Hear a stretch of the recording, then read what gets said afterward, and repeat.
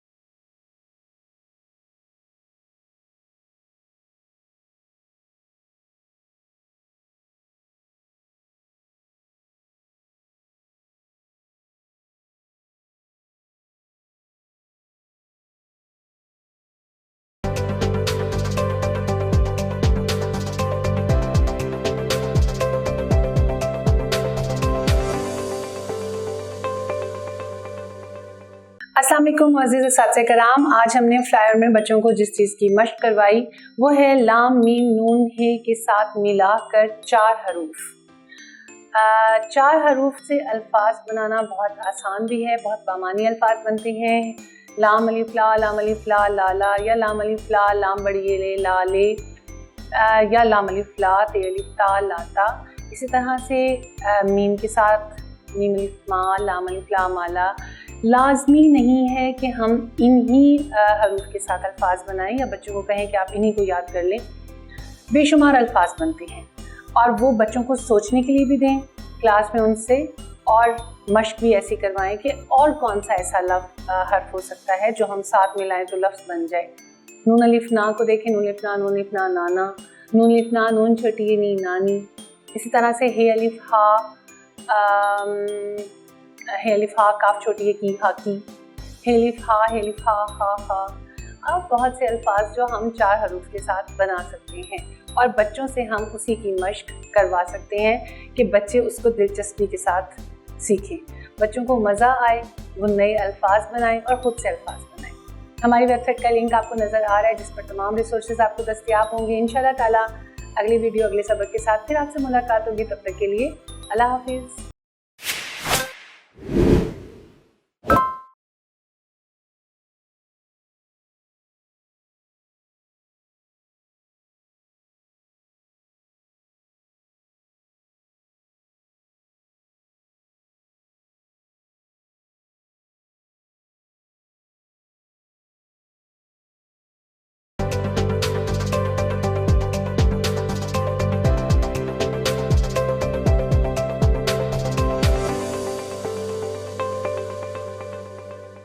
अस्सलाम वालेकुम अज़ीज़ वालिदैन। आज हमने फ्लायर में जिस चीज़ की मश्क करवाई बच्चों को वो है लाम मीम नून हे के साथ मिलाकर 4 हरूफ के साथ अल्फाज बनाएं।